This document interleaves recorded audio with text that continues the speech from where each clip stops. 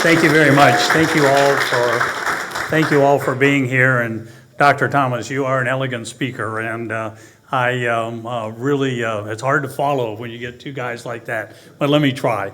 It is first of all my pleasure to be here again, and I say again because we did the driving range and a few other things a little bit earlier, and we had done a master plan and looked at the golf course a number of times over the years. But now we're really starting to see what the potential of it can be.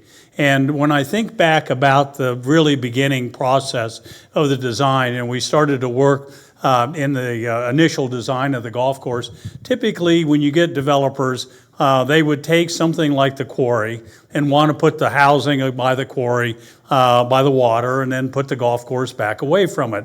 But these guys said, no, we want the golf course to be on the water. We want this to be a special golf course. We want it to have a special feature that really nobody owns, but the membership all enjoys. And so that's why the golf course is on the water. And not a lot of homes and stuck the golf course back in the swamp. So now we have the opportunity to build on the water. Well, one of the things that I pointed out to the regrassing committee is when we really started, most of us are right-handed. Most of us tend to hit the ball from left to right. There are so many swing errors that we can generate that make that ball go from left to right.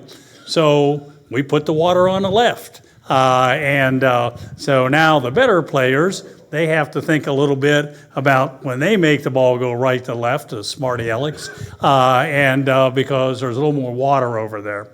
And so now we started having the routing worked out in this clockwise fashion, or counterclockwise fashion.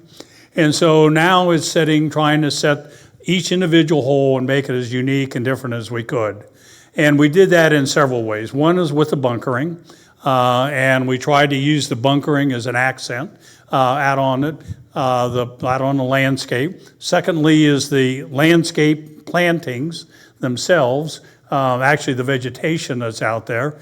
And then really the third thing are the mowing patterns and the alignment of things that we had there. Over the years, those change. The bunkers have changed a little bit.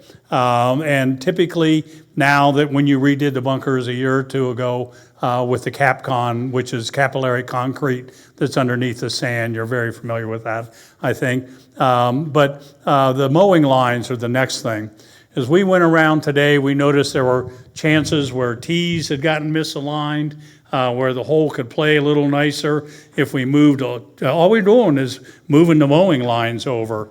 And with the greens, what had happened over the years is the greenkeeper mows the green, and he moves that mower in just 1/8 of an inch or so off of the edge because he doesn't want to scalp. Then pretty soon, if he does that 7 or 8 times, you're 1 inch. And then it's 2 inches. And now there's places out there where these greens have shrunk 6 and 8 and 10 feet from what they originally were. And they've lost a lot of their character of this integration with the bunkers.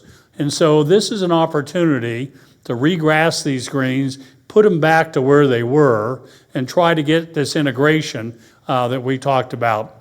And the way that process happens, there's a gentleman who you may meet or be at one of our meetings named Scott Poole. And Scott is a golf course architect. He used to work for Jack Nicklaus and went on his own and formed this company that does these digital scans of golf greens. And we can get down to, a millimeter if we want of contour lines on a golf green.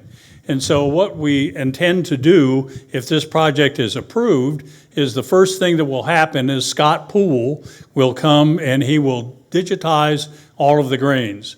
So now I'll have maps that will be sent to me of all of the greens, and I can see where the sprinkler heads are and the bunkers and the grassing lines, and I can see where they used to be.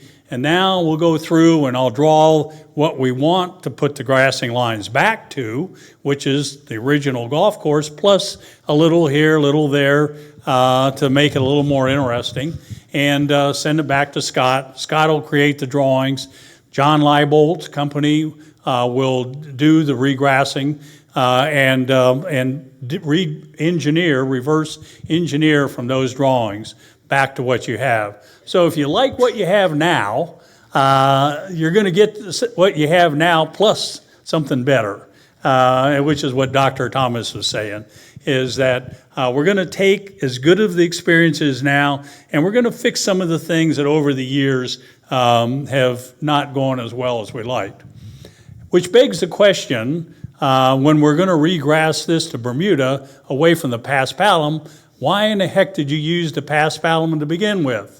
And you have to think back to that period of time, and it wasn't all that long ago we were having water shortages in South Florida, and we were having to cut back, and we never knew really when it was going to end. I mean, the development is continuing. There's a finite amount of water that's going to be available, and paspalum was one of those grasses that you could use reclaimed water, you could use effluent water, and so it made perfect environmental sense is to use this paspalum grass.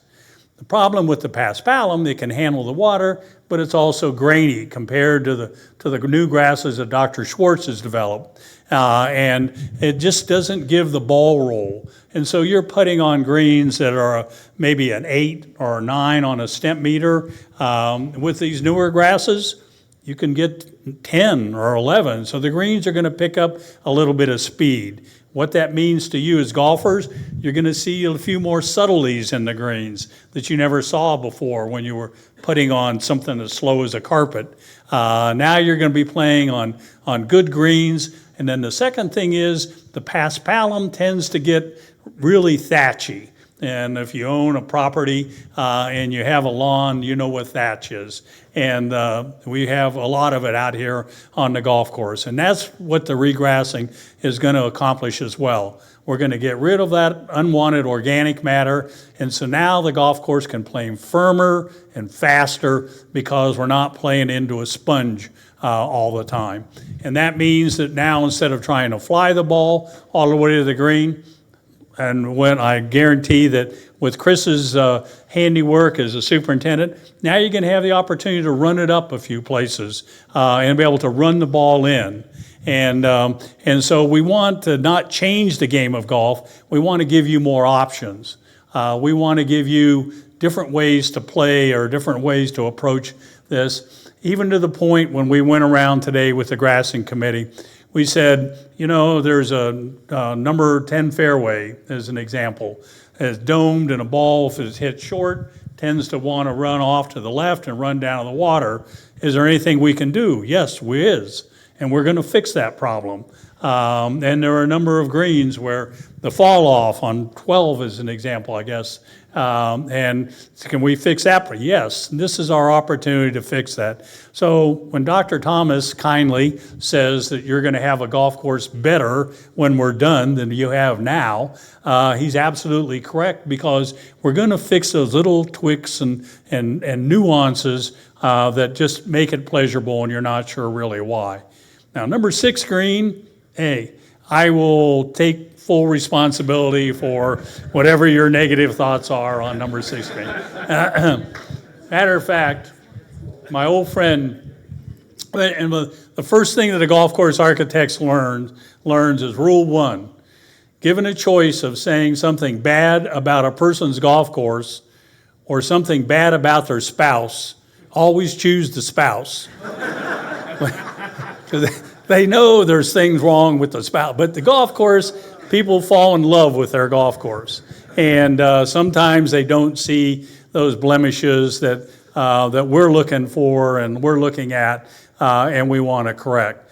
And so that's a big part of it. And then you have a golden opportunity that I know in the last master plan I did, and maybe the one before that, of taking your practice putting green and joining that to number 18 green, and now you have a putting course out here that is triple duty. It doesn't take anything away from 18 green, but it gives you the flexibility to use, like this time of day, this kind of weather, to be able to out there on a 9 or an 18 hole putting course. And we're going to make it kind of flat in places and undulated. And I'm sure that if you've traveled and done any tourist golf at all, you've seen these putting courses come about.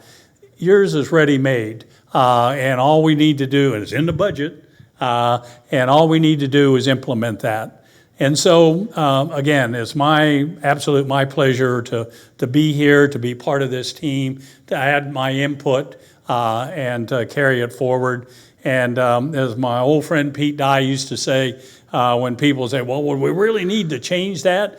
Pete would say, damn it, when you bought that car, you wore the tires down, you need to put new tires on it. And that's kind of what we're doing. We're putting new tires on a car that suits you very, very well. So thank you very much, and I look forward to your questions. Thanks, Darren.